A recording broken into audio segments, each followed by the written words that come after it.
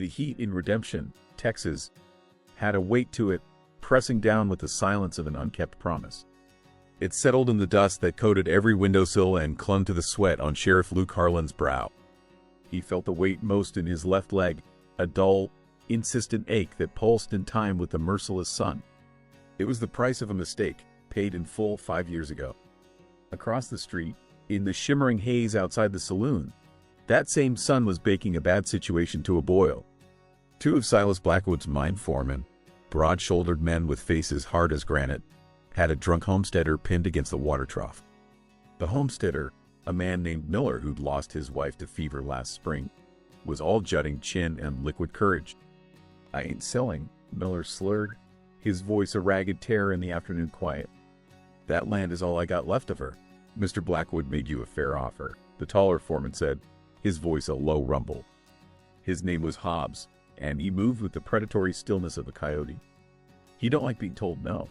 Luke pushed himself off the post he'd been leaning against, the worn wood of his office porch groaning in protest. Every step was a negotiation. His boots scraped the dusty planks, the sound utterly loud. The limp wasn't just a walk. It was a statement, a constant reminder of the day his speed had failed him, the day Sheriff Miller had died in a hail of gunfire that should have been meant for them both. But authority wasn't always about speed. Sometimes it was just about showing up. He crossed the street, his shadow stretching long and distorted before him. The dust puffed up around his boots, settling again without a sound. He didn't reach for the Colt at his hip. He didn't need to. His presence was enough to make the foreman pause, their attention shifting from Miller to him. "Hobbs," Luke said, his voice even, betraying none of the pain that shot up his thigh. "The man's had too much to drink. Let him be." Hobbs's partner, a younger man named Jessup, sneered. "This ain't your concern, Sheriff.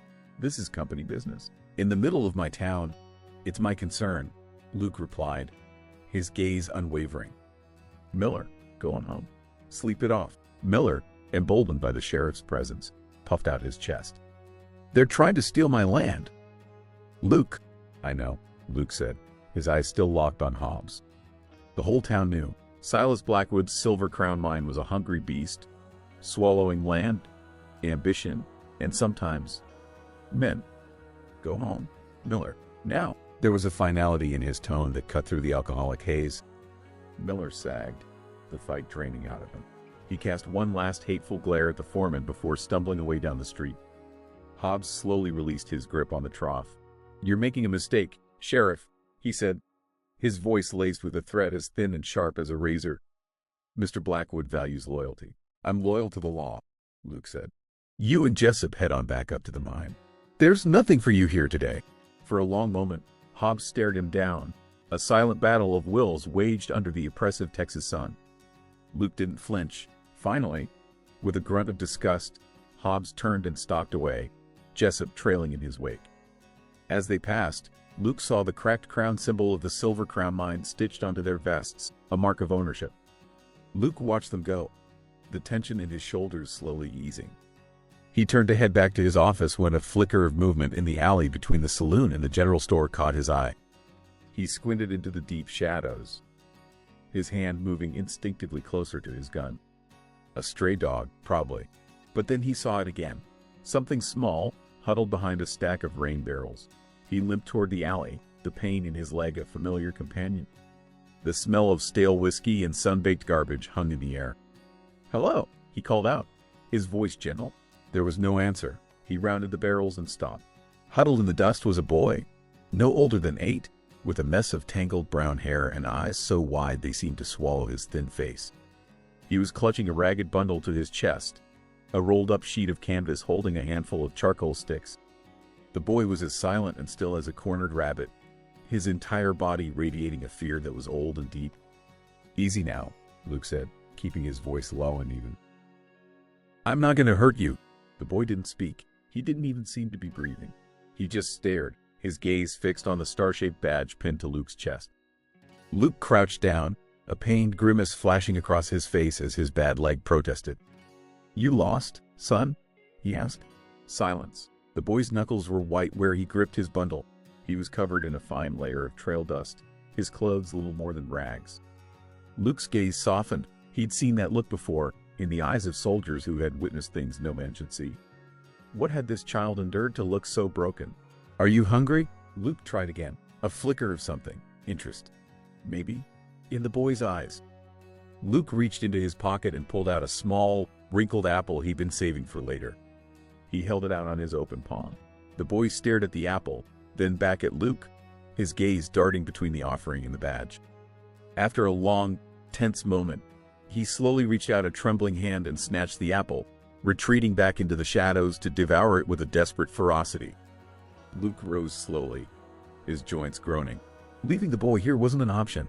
Night would fall soon, and the prairie was no place for a child alone. "Come on," he said, more to himself than to the boy.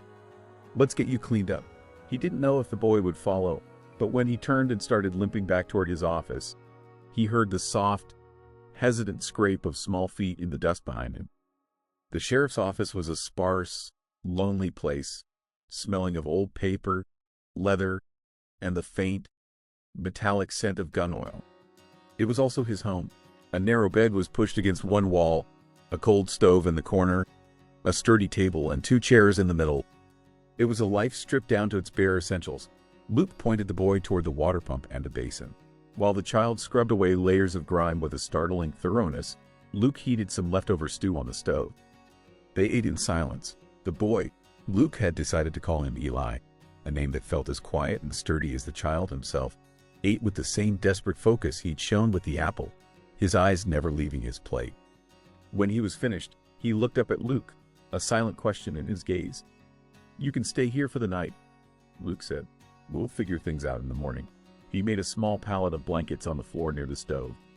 The boy watched him, then, without a word, curled up on the blankets and was asleep almost instantly, as if a switch had been flipped. He still clutched his bundle of charcoal and canvas. Luke sat at the table for a long time, watching the boy's small chest rise and fall in the dim lamplight. A profound loneliness, his constant companion for 5 years, washed over him. He was a lawman, a pillar of the community, but his life was as empty as the dusty street outside. This silent, broken child was the first person to share his roof since he'd taken the job. The thought was deeply unsettling. He was about to blow out the lamp when he noticed something on the table. A piece of paper, unrolled from the boy's canvas bundle. Eli must have left it there. Luke picked it up. It was a drawing, rendered in the stark, simple lines of a child's hand. His breath caught in his throat. The drawing showed a man lying on the ground. A star-shaped badge was drawn on his chest. His eyes were simple, brutal X's. Above him, a dark, jagged mountain loomed, dominating the page. It was a picture of a dead sheriff. Luke's hand trembled, the paper crinkling in his grip. He recognized the mountain. It was Blackwood's Peak, the site of the Silver Crown mine. It was also the place where Sheriff Miller had been found 5 years ago, dead from a supposed riding accident. The same day Luke had been ambushed in a shootout that had shattered his leg and his confidence. He stared at the childish scrawl, a cold dread seeping into his bones. This wasn't just a random drawing. This was a memory, or a warning. He forced himself to look closer, his lawman's eye for detail taking over. He scanned the drawing, every charcoal line. Then he saw it, near the fallen sheriff's crudely drawn hand. Almost lost in the shading at the base of the mountain was a tiny symbol. A small crown, just like the one on the vests of Blackwood's men. But this one had a crack running through it. Luke slept in fits, the charcoal drawing burning in his mind. Each time he closed his eyes, he saw Sheriff Miller's face, not as he remembered it, craggy and smiling, but with the brutal, black X's Eli had drawn.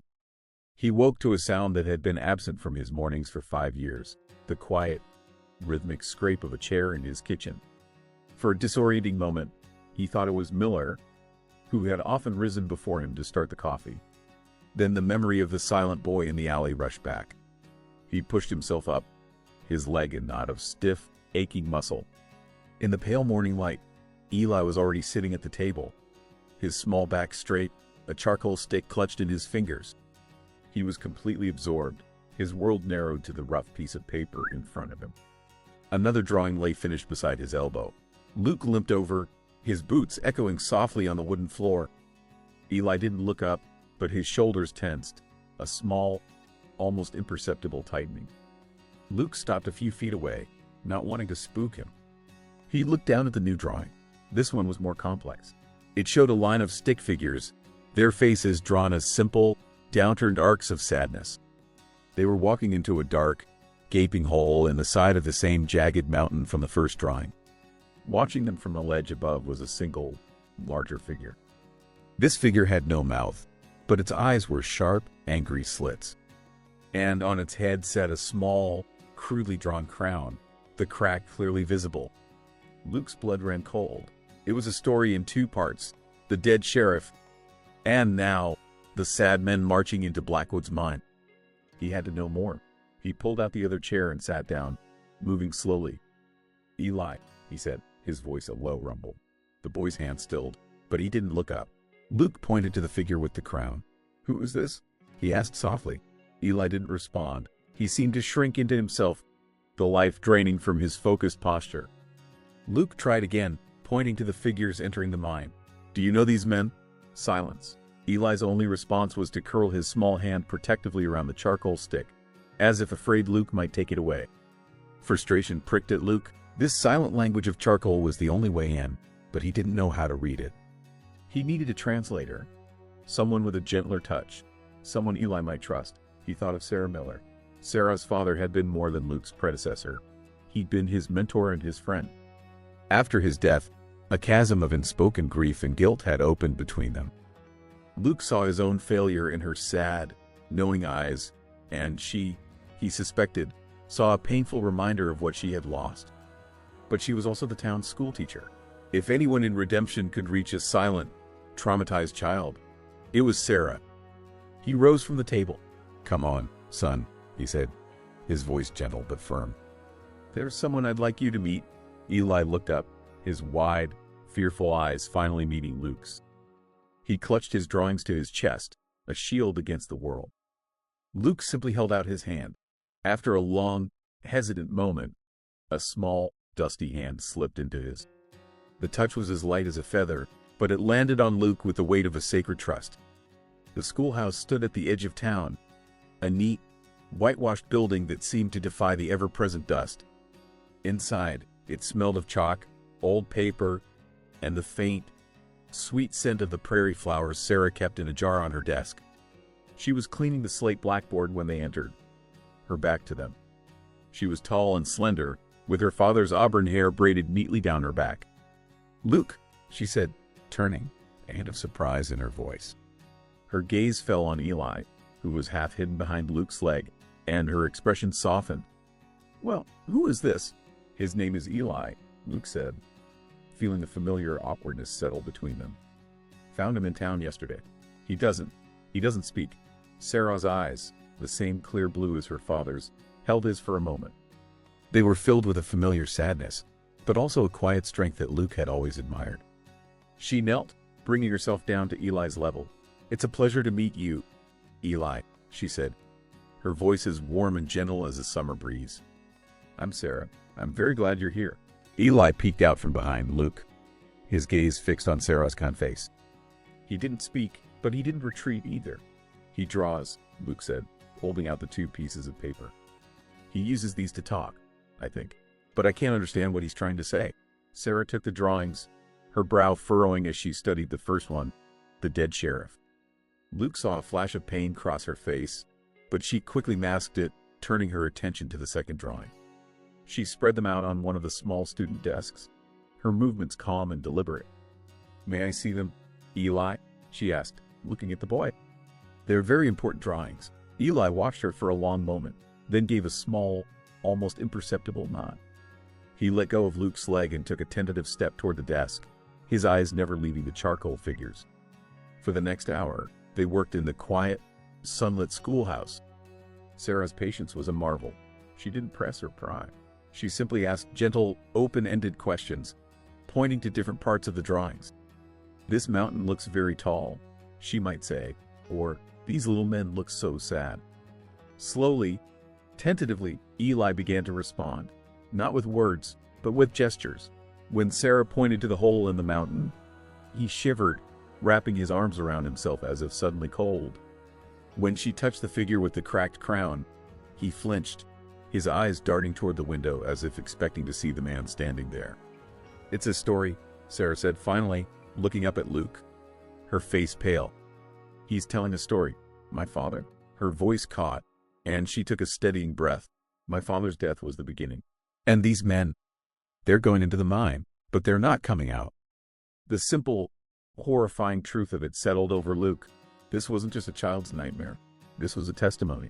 "Blackwood," Luke said, his voice a low growl. "It has to be." Sarah nodded, her eyes fixed on the drawings. "The crown is his symbol. But why? Why would he harm these men? The mine hasn't been as profitable as he claimed," Luke said, thinking of the whispers he'd heard in town. "He's been cutting corners, pushing his men too hard." He looked at the sad-faced stick figures. Had he pushed them to their deaths? As if understanding their confusion, Eli picked up a charcoal stick. His hand shaking slightly, he began to draw on a fresh piece of paper Sarah had provided. They watched in silence as a new scene took shape. It was the same mountain, but this time, a creek flowed from its base. The water, however, was not drawn with the light, feathery strokes he might have used for blue. It was a thick, black, angry gash across the page. And floating in the dark water were more stick figures, their faces also downturned in sadness. Luke stared at the image, a sense of dread creeping up his spine. The creek was poisoned. Blackwood wasn't just killing men in his mind. He was poisoning the water that flowed down to the homesteads, to the town itself. He was about to speak when he saw a figure pass by the schoolhouse window. It was Jessup, one of Blackwood's foremen. He didn't glance in, but his presence was a stark reminder that they were not safe. His gaze lingered for a moment, his eyes cold and suspicious, before he continued down the street. Luke instinctively moved, positioning himself between the window and Sarah and Eli, shielding them from view. The fragile sanctuary of the schoolhouse suddenly felt as thin as glass. The danger wasn't just in the past, in the charcoal memories of a silent boy. It was here, now, walking the dusty streets of Redemption. Sarah hadn't noticed Jessup. Her attention was completely focused on the new drawing. She traced the line of the Black Creek with her finger, her expression a mixture of horror and dawning understanding. She looked up at Luke, her face ashen, her blue eyes wide with the terrible implication of what she was seeing. "Luke," she whispered, her voice trembling. "He's not just drawing about men who don't come out of the mine. He's drawing about what happens to them. The mine is poisoning the creek." The illusion of safety shattered the moment Luke stepped back into his office. The air was different. Heavy, disturbed. Nothing was broken, no drawers flung open, but a cold, methodical violation hung in the room. A stack of case files on his desk was slightly askew. The floorboards near the small iron safe, where he kept his savings and Sheriff Miller's old service revolver, bore fresh scuff marks. It was a professional search, meant to be felt more than seen. Then he saw them. Eli's drawings, which he had carefully hidden beneath a loose floorboard under his bed, were now laid out in the center of his desk, a stark and deliberate message. A small sound, a choked whimper, drew his attention. Eli was huddled under the table, his small body trembling, his face buried in his knees. He had retreated so far into his fear that he seemed to have shrunk. The fragile trust they had built in the sunlit schoolhouse had been ransacked, leaving only terror in its place. A cold, hard fury rose in Luke, an emotion he hadn't felt with such intensity since the war. This was Blackwood's answer. He had crossed a line, invading Luke's home, terrorizing a child. This was no longer just an investigation. It was a declaration of war. He gently coaxed Eli out from under the table, his large, calloused hands a stark contrast to the boy's fragile shoulders. "It's all right, son," he murmured, the words feeling hollow even to him. "You're safe now." But the boy was inconsolable, his silence now a fortress of trauma. Luke knew he couldn't leave him. He also knew he couldn't wait. The poisoned creek was a tangible lead, a place where Eli's charcoal nightmares met the real world. He scribbled a quick note for Sarah, asking her to come and sit with the boy, then left it on her doorstep. With Eli wrapped in a blanket on the office cot, his back to the room, Luke rode out, his bad leg throbbing in time with his anger. The trail to the creek was deceptively beautiful, winding through meadows dotted with bluebonnets and Indian paintbrush. But as he drew closer to the base of Blackwood's Peak, the landscape grew harsher, the vibrant greens giving way to scrubby brush and stained, gray rock. The air grew still, the cheerful birdsong replaced by an unnerving silence. He found the creek easily enough. From a distance, it looked normal, glittering in the afternoon sun. But up close, the water had a slick, oily sheen, and a faint, chemical bitterness clung to the air. The rocks along the bank, where water had pooled and evaporated, were coated in a dark, rusty residue that flaked away at his touch. It was poison, slow and silent, seeping into the lifeblood of the valley. He was kneeling, examining the stained rocks, when the sound of an approaching horse made him look up. Silas Blackwood sat atop a magnificent black stallion, his tailored suit immaculate despite the rugged terrain. He exuded an aura of effortless power, his silver hair gleaming in the sun. He looked less like a mine owner and more like a king surveying his domain. "Sheriff Harlan," Blackwood said, his voice smooth and cordial, a gentleman's greeting that didn't match the cold calculation in his eyes. "Taking in the natural beauty of our county, are we?" Luke rose slowly, wiping his hand on his trousers. He didn't let the pain in his leg show. "Just checking a report of some dead livestock downstream, Mr. Blackwood. Thought I'd trace the water back to its source." Blackwood's smile was a thin, bloodless line. "Drought could be hard on the weaker animals, Sheriff. It's the way of things." His gaze swept over Luke, dismissive and appraising. "I hear you've taken in a stray. A mute boy, I'm told. A charitable act. He needed shelter," Luke said, his voice flat.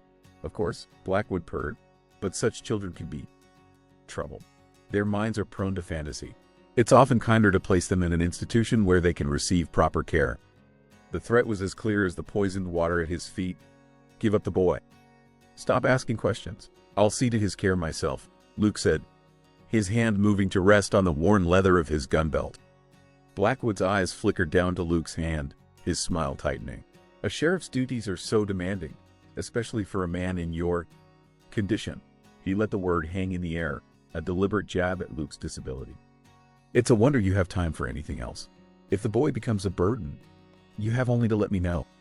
I have connections at the state asylum. I would be happy to help." The veiled threat to have Eli institutionalized struck Luke with the force of a physical blow. He thought of the boy's terrified eyes, his silent, shaking form. The asylum would be a living death for him. Blackwood wasn't just threatening him. He was threatening to destroy the one fragile life Luke had sworn to protect. "I appreciate the offer," Luke said, his voice dangerously quiet. "But Eli stays with me." For a long moment, they stood in silence, the only sound the sluggish gurgle of the poisoned creek.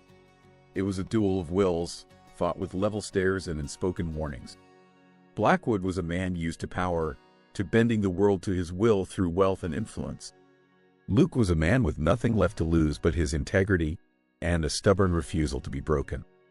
Finally, Blackwood gave a curt nod, as if a decision had been reached. "As you wish, Sheriff. I only hope, for the boy's sake, that you've made the right choice." He wheeled his magnificent horse around, the animal's powerful movements a stark contrast to Luke's own pained stillness. As he rode away, he paused and turned back, his voice carrying on the wind, sharp and clear. "By the way, Sheriff," he called, his cordial mask firmly back in place. "That limp of yours, it must be a terrible burden. Accidents can happen so easily on these rough trails. A man ought to be careful." The threat was no longer veiled. It was a direct promise of violence, delivered with a gentleman's smile. Luke watched him go, the sun glinting off the silver conchos on his saddle. The fury in his chest had cooled into something harder and more dangerous: resolve. Blackwood had made a fatal miscalculation. He thought Luke's limp was a sign of weakness. He was about to find out it was a reminder of how much he had already survived. The accident came 2 days later, as promised. Luke was riding back from the Miller homestead, where he delivered a message for Sarah, taking the narrow canyon trail as a shortcut. He knew it was a risk. The trail was treacherous, a ribbon of packed earth clinging to the side of a steep, rocky embankment. But he was trying to save time, an old habit from a life before the limp, a life where speed had been an ally. He didn't see the wire until it was too late. Strung taut between two mesquite trees, it was nearly invisible in the dappled afternoon light. His horse, a steady bay named Solomon, saw it at the last second and shied violently. The sudden movement threw Luke off balance. His bad leg, unable to find a solid purchase in the stirrup, gave way completely. He hit the ground hard, tumbling down the embankment in a painful cascade of rock and dust. He landed at the bottom in a heap, a blinding, white-hot pain shooting from his left leg. For a moment, the world went gray, the sound of Solomon's panicked whinnying fading into a distant buzz. He fought his way back to consciousness, his breath coming in ragged gasps. His leg was on fire, twisted at an unnatural angle beneath him. It wasn't broken. He knew the feel of broken bones, but the ligaments, already scarred and weakened from the old injury, felt shredded. Through a haze of pain, he looked up. On the ridge above, silhouetted against the bright Texas sky, a lone figure on horseback watched him. It was Jessup, Blackwood's man. He sat there for a long, silent moment, a vulture waiting to confirm the kill. Then, apparently satisfied, he turned his horse and melted back into the landscape. Gritting his teeth against the waves of agony, Luke dragged himself upright. Getting back to town would be an ordeal, a slow, tortuous crawl. But as he looked up the embankment at the spot where the wire had been strung, he felt no despair. Blackwood had shown his hand. The fight was no longer in the shadows. It was in the open now, and Luke knew that was a battle he could win. It took him nearly 3 hours to get back to Redemption. He half walked, half crawled up the embankment to retrieve Solomon, then used the patient horse as a crutch, leaning his weight on the saddle as he hobbled down the trail. By the time he reached the edge of town, his face was pale with pain and his clothes were torn and caked with dirt. He went straight to Dr. Adams's office, a small, cluttered building that smelled of antiseptic and old books. The doctor, a man whose age showed in the tremor of his hands but not in the sharpness of his eyes, took one look at Luke and tutted. "Looks like you've been wrestling with a bobcat, Luke," he said, helping him onto the examination table. "And from the looks of it, the bobcat won. Something like that." Luke grunted as the doctor began to gently examine his leg. While Dr. Adams prodded and probed, Luke, his voice tight with pain, told him everything. He told him about Eli and the charcoal drawings, about the dead sheriff and the missing miners. He told him about the poisoned creek and Blackwood's threats. He laid the whole ugly story out in the quiet, sterile office, the words of confession and an accusation all at once. Dr. Adams listened in silence, his expression growing grimmer with each detail. He was a man of science, a pragmatist who dealt in facts and evidence, but he was also a man who had lived in Redemption for 40 years. He knew the town's secrets. When Luke finished, the doctor straightened up, his face a mask of weary resignation. "I was afraid of this," he said, his voice a low sigh. "I've had 3 families in this month, all from downstream. Fevers, stomach ailments, a stillborn child last week. I thought it was bad water, a dry season contamination. But arsenic," he shook his head. "That's not contamination, Luke. That's murder." He moved to a cabinet and took out a clean glass bottle. "I'll collect some water samples tonight, after dark. I can test for it here."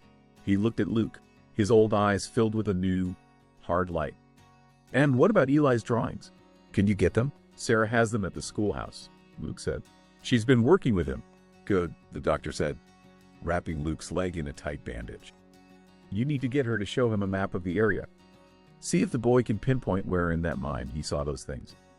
If he's right about a secret entrance, it won't be on any of the official company maps." He finished his work and helped Luke to his feet. "Rest this leg for a few days, Sheriff. And be careful. A man who poisons a creek won't hesitate to poison a well." The warning hung in the air. Luke left the doctor's office feeling both shaken and vindicated. He was no longer alone in this fight. He limped over to the schoolhouse, the pain in his leg a dull, steady drumbeat. He found Sarah inside, sitting with Eli at one of the small desks. A large, hand-drawn map of the county was spread out between them. Sarah looked up as he entered, her face etched with concern. "Luke, what happened to you?" "A disagreement with a piece of wire," he said, trying to make light of it.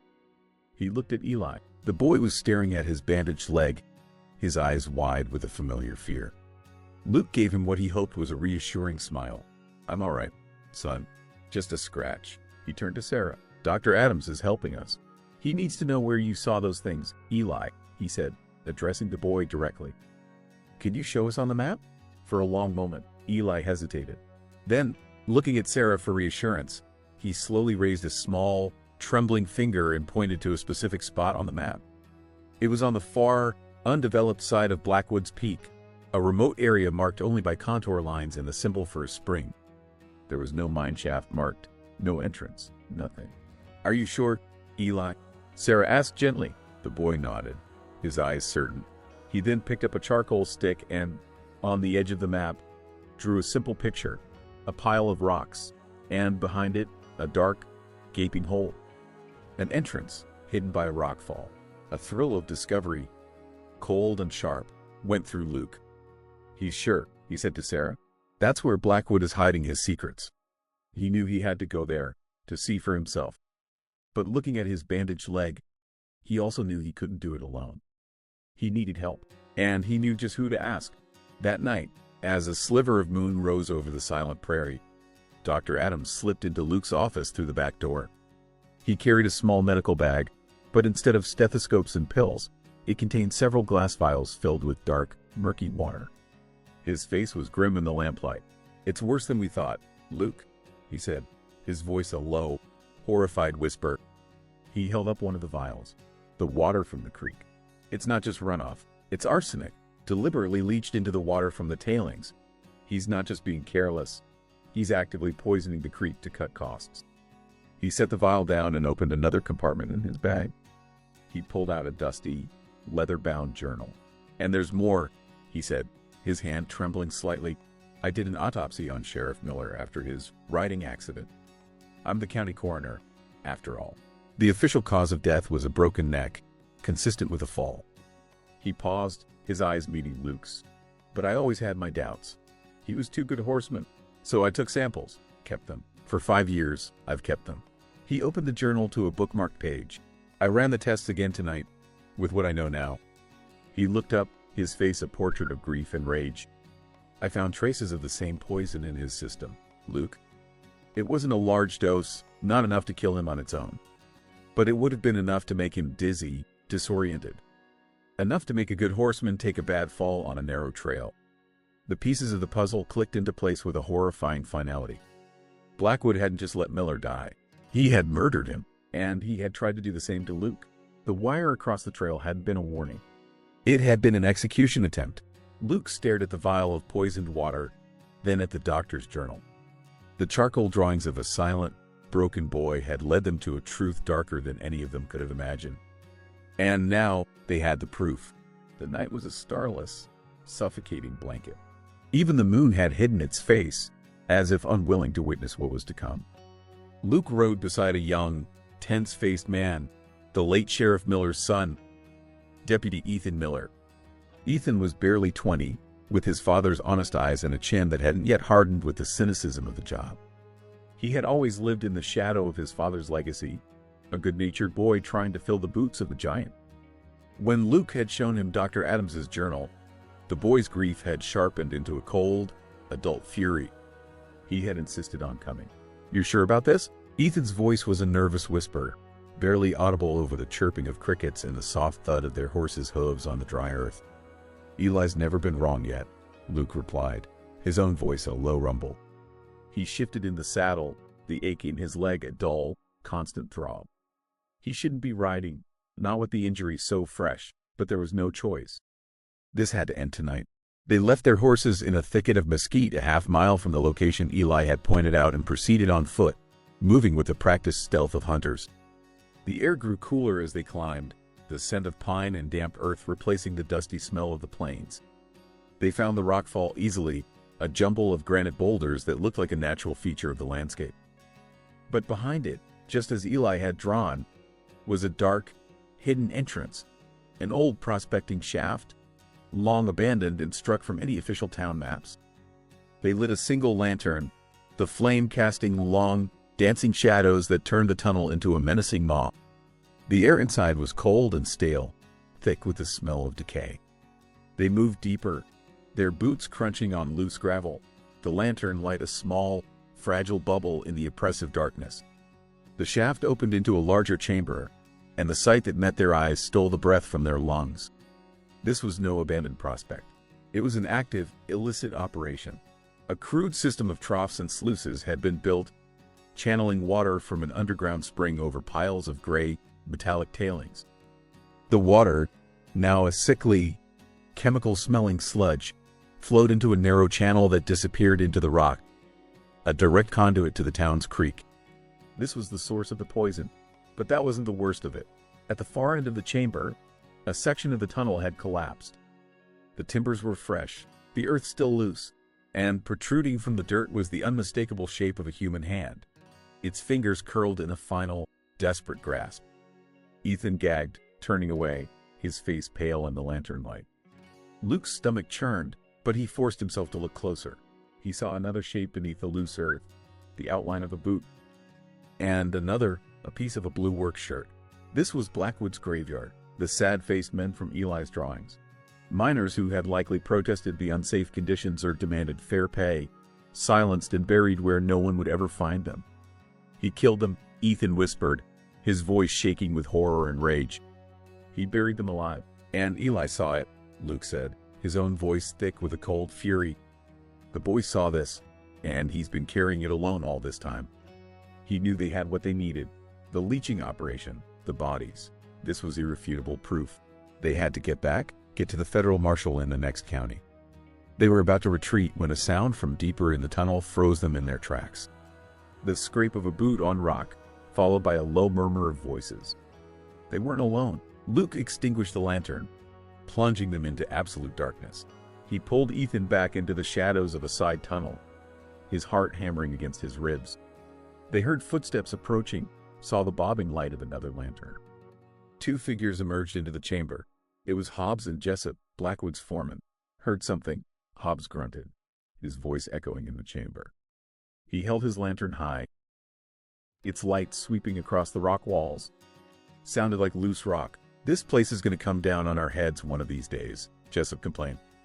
I don't know why Blackwood insists we keep using this shaft. Because it's off the books. You idiot, Hobbs snapped. No inspectors, no questions. Just results. His lantern beam passed over the cave-in, lingering for a moment. We need to clear this out before the next shipment. Blackwood wants no trace left. Luke held his breath, praying they wouldn't see the tracks they'd left in the dusty floor. He could feel Ethan beside him, tense as a coiled spring, his hand on his holstered pistol. Luke put a restraining hand on his arm, a silent command to wait. The lantern light swept past their hiding place, then came back, pausing. What's this? Hobbs said, moving closer.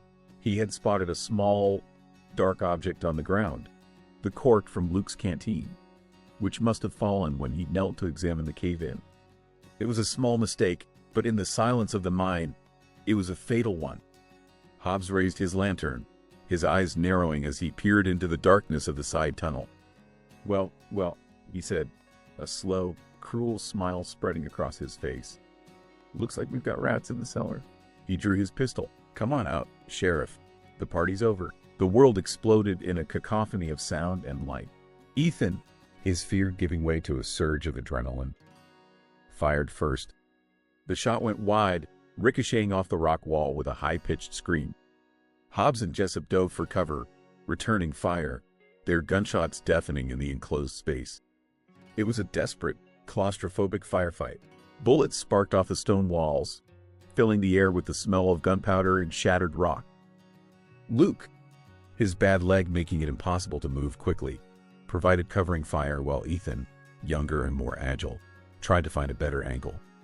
During the chaotic exchange, a stray bullet struck the lantern Hobbs had set on a stack of old timbers. It shattered, spilling burning oil onto the dry, brittle wood. Flames erupted with a hungry roar, spreading with terrifying speed through the support beams of the old shaft. The whole place is going up, Jessup screamed, his voice high with panic. The fire devoured the timbers, the heat becoming an unbearable, physical presence. The ceiling groaned, dust and rock raining down around them. The tunnel was collapsing. We have to get out, Luke yelled to Ethan over the roar of the fire. He had seen a narrow ventilation shaft on one of the old town maps, a desperate, long-shot escape route. This way, he pushed Ethan toward a narrow crevice in the rock, barely wide enough for a man to squeeze through. Go! Get the proof to the marshals! Tell Sarah, but the fire was faster. A massive support beam, engulfed in flames, gave way with a deafening crack. The main tunnel entrance collapsed in a shower of rock and fire, sealing them in. Luke shoved Ethan toward the ventilation shaft with all his strength. "Go!" he roared, the sound swallowed by the inferno. "Live!" Ethan scrambled into the narrow opening, looking back with horrified eyes. Luke! But a second beam, heavy and black with smoke, crashed down. Luke tried to dive out of the way, but his bad leg betrayed him. The timber landed squarely on it, pinning him to the floor, the impact sending a wave of blackness through him. The last thing he saw before the world disappeared was Ethan's terrified face disappearing up the shaft, and the flames, like the jaws of hell, closing in around him. The world returned to Luke in fragments of heat and pain. The roar of the fire was a physical presence, a beast with 1,000 burning lungs. Smoke, thick and acrid, clawed at his throat, and the weight on his leg was a crushing, absolute fact. This is it, he thought, a strange, detached calm settling over him. This is the end. He had failed Miller, and now he had failed the boy. The cycle of failure that had defined his life since the war was finally complete. He closed his eyes, ready to surrender to the darkness. But then, through the haze of smoke and pain, he saw a face. Eli's face, his eyes wide and trusting. He saw Sarah, her expression a mixture of fear and stubborn hope. He saw a future for them, a life of peace he had only just begun to believe was possible. And he knew he couldn't give up. Not yet. Above, on the surface, the night had erupted. Ethan Miller, his face blackened with soot and his lungs raw, had stumbled into town like a ghost from a grave, gasping out the story of the fire, the bodies, and Luke trapped inside. The news spread like the fire itself, a spark of horror that ignited the town's long smoldering conscience. The community, which had for so long turned a blind eye to Blackwood's creeping corruption, finally rallied. Dr. Adams, his old hands steady with purpose, organized a rescue party. Men who had once averted their eyes from Luke's limp now grabbed shovels and picks, their faces grim with determination. They were no longer just Blackwood's employees or frightened homesteaders. They were neighbors, and one of their own was in trouble. Sarah, her heart a cold knot of terror, took charge of the other front. She raced to the sheriff's office, knowing Blackwood would make his move now that he was exposed. But the office was empty. A cold dread filled her. Eli. She ran to Luke's house, her footsteps echoing in the deserted street. The boy was gone. She knew, with a certainty that chilled her to the bone, where Blackwood would go. The schoolhouse, their sanctuary, a place of light he would seek to defile with his final, desperate act of darkness. She found them there, just as she had feared. The single lamp on her desk cast long, monstrous shadows on the walls. Blackwood stood in the center of the room, his fine suit disheveled, his eyes wild with the desperation of a cornered animal. He had Eli by the arm, the boy's small body rigid with terror. "Stay back, Sarah," Blackwood snarled, pulling a pistol from his coat. "I'm leaving this town, and the boy is my insurance." Sarah's mind raced. The townsmen were at the mine, trying to save Luke. Ethan was coordinating with the telegraph operator, trying to reach the federal marshals. She was alone.